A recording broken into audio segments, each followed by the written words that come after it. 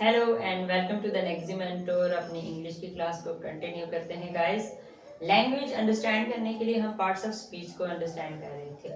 So parts of speech में हमारे पास यहाँ पर आ गया है वर्ब, जिसे बेसिकली जो कॉम्प्लिकेटेड उर्दू है उसमें फेल और सिंपल उर्दू में हम काम कह सकते हैं। हमने इससे पहले प्रोनाउन की बात की और प्रोनाउन में हमने एक पर्सन का कॉलम किया था to make you further clear about that concept. हमने इसमें फर्स्ट पर्सन, सेकंड पर्सन और थर्ड पर्सन के कॉलम बनाए थे। पिछली वीडियो से आप इसको दोबारा देख सकते हैं और इसमें सिंगुलर और प्लूरल के कॉन्सेप्ट को भी किया। तो जनाब हमने थर्ड पर्सन सिंगुलर और थर्ड पर्सन प्लूरल में वन नेम एंड टू और मोर देन टू नेम का एडिशन किया था। तो जो नेम्स हैं वो बेसिकली नाउन में आ जाते हैं, मगर हमने इधर ही ब्लॉक में एडजस्ट किया प्रोनाउन के साथ, सिर्फ और सिर्फ फ्यूचर में टेंसेस को बहुत क्लियरली अंडरस्टैंड करने के लिए। जनाब आज की वीडियो वर्ब के बारे में है। तो हम जो के लैंग्वेज को समझने की कोशिश कर रहे हैं, हमें ये भी समझना होगा कि जो भी जुमला बोला जाता है, फॉर एग्जांपल मैं नाजिश हूँ या मेरा नाम नाजिश है, तो इसमें हमने कितने वर्ड यूज किए हैं? मेरा नाम नाजिश है, 4 वर्ड्स यूज किए हैं। तो हम लैंग्वेज में ये देखते हैं कि ये 4 वर्ड्स क्या कहलाते हैं। तो अगर मैं सिंपली बात करूं, माई नेम इज नाजिश, माई के बारे में हम बात कर चुके हैं, ये हमें प्रोनाउन में मिलेगा पिछले जो क्लास की थी। And name is Nazish, Nazish भी, इस पे भी हम बात कर चुके हैं, दैट इज अ नाउन। और अब हम बात कर रहे हैं वर्ब के बारे में। फॉर एग्जाम्पल हम कहते हैं द बॉय इज प्लेइंग, तो इस जुमले में प्लेइंग यानी कि खेल रहा है एक वर्ब है। वर्ब काम को कहते हैं, तो हम सिंपल लैंग्वेज में ये कह सकते हैं कि verb is a word that shows action. Verb is a word that shows action. और वर्ब हम ये भी कह सकते हैं जुमले में जो भी वर्ड काम को या एक्शन को शो कर रहा है वो वर्ब कहलाता है। ओके, तो एक्शन मुख्तलिफ तरह के होते हैं। जो सिंपल तरीन हम अंडरस्टैंडिंग कर सकते हैं कि हमारे पास 2 तरह के एक्शन वर्ड्स हो सकते हैं। One is mental and the other one is physical. Mental and physical mean जहनी और जिस्मानी, जहनी और जिस्मानी। ज्यादातर जो हम वर्ब को समझते हैं या वर्ब को समझते हैं वो हम फिजिकल वर्ब यानी कि जिस्मानी काम के बारे में बात करते हैं, मगर जरूरी नहीं है। अगर मैं कह दूं आई वॉज थिंकिंग, तो इसमें थिंकिंग एक मेंटल वर्ब है, कोई फिजिकल वर्ब नहीं है, वो भी हमारी लैंग्वेज में वर्ब में आएगा। तो ये जो काम है मेंटल या फिजिकल, ये वर्ब की मेन टाइप है और इस तरह के वर्ब को हम मेन वर्ब कहते हैं। जुमले में जब भी ये आएंगे तो ये मेन वर्ब होंगे। इसके अलावा जो चीज आपको मिलेगी वो भी वर्ब कहलाएगी, वो हेल्पिंग वर्ब है। किसकी बात कर रहे हैं हम? Helping verb. Let me make you clear कि सेंटेंस का स्ट्रक्चर, कि टेंस कौन सा है, वो टोटली वर्ब पे डिपेंड करता है। क्यों? क्योंकि टेंस बताता है जमाना, यानी कि कब कोई काम हुआ है, इधर वो पास्ट में, प्रेजेंट में या फ्यूचर में, माजी, हाल, मुस्तकबिल, जब भी काम हुआ है, ये चीज हमें वर्ब से पता चलेगी। तो जनाब वर्ब से पता कैसे चलेगी? इसकी फॉर्म से पता चलेगी। वर्ब की डिफरेंट फॉर्म्स हैं, first form, second form and third form. आजकल हम फोर्थ फॉर्म काउंट करते हैं। वर्ब की फर्स्ट फॉर्म के साथ जब आईएनजी लग जाता है तो फोर्थ फॉर्म भी हो सकती है।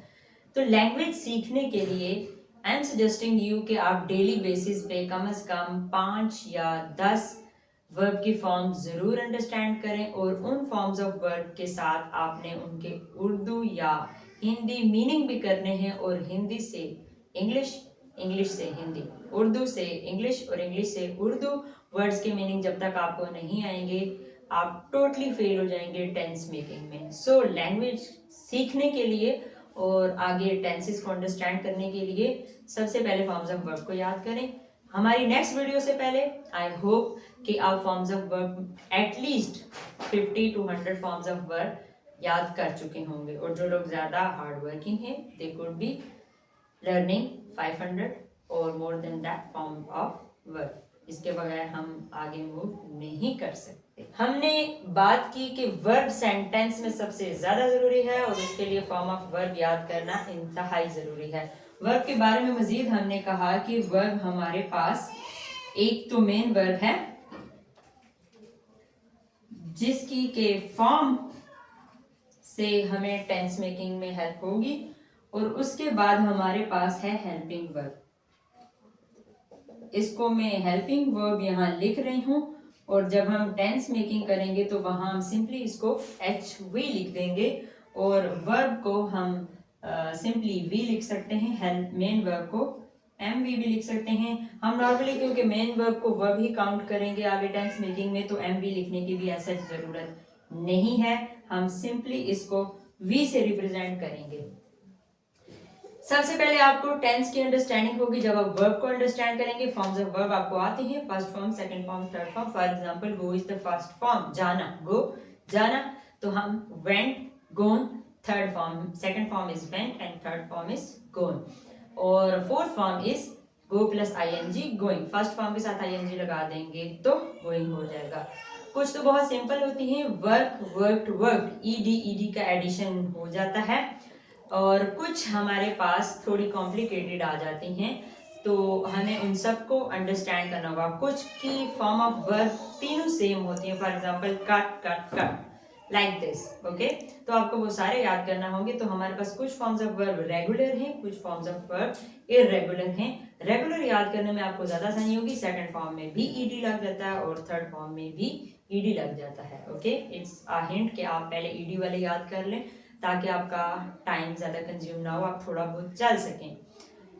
आपको एक और सजेशन देते चलें, वो ये है कि आपने लैंग्वेज सीखनी है, एकदम कोई जंप तो लग नहीं सकता, लिहाजा थोड़ा थोड़ा ग्रैब करते जाएं, थोड़ा थोड़ा आप लेते जाएंगे तो आप चलना शुरू हो जाएंगे। इसीलिए हम ज्यादा डिटेल में किसी भी टॉपिक को नहीं कर रहे, थोड़ा थोड़ा लेकर चलेंगे और जब हमें टेंस मेकिंग में काफी हद तक ग्रिप आ जाएगा तो फिर हम सारे टॉपिक्स की डिटेल को भी अंडरस्टैंड करेंगे, okay. Now we have helping verb. ये हेल्पिंग वर्ब भी बहुत बहुत बहुत जरूरी है क्योंकि जब आप टेंसेस बनाएंगे तो आपको हर टेंस में एक स्पेसिफिक हेल्पिंग वर्ब मिलेगा। तो जनाब जब आप टेंसेस शुरू करेंगे आपको मिलेगा do, did and then you have is, are, am, was, were, be, maybe, been and future के लिए हमारे पास आ जाता है will, shall एंड बहुत सारे फर्दर टेंसेस में आपको जरूरत पड़ेगी has, have and had। I hope कि सारे मैंने मेंशन कर दिए हों, बट फिर भी अगर हमें कहीं पर जरूरत पड़ेगी तो हम उसको मेंशन कर देंगे during tense making. This is the chart of helping verb. जैसे आपको प्रोनाउन के टेबल के जो पर्सन्स का टेबल बनाया था उसके लिए मैंने मेंशन किया था कि वो आप जरूर जहन में रख लें ताकि टेंसेस में हेल्प आउट हो सके, खास करके थर्ड पर्सन सिंगुलर। इसी तरह आई विल सजेस्ट कि आप हेल्पिंग वर्ब में ये सारे हेल्पिंग वर्ब मेमोराइज कर लें ताकि टेंस बनाते वक्त हमें मजीद आसानी हो सके।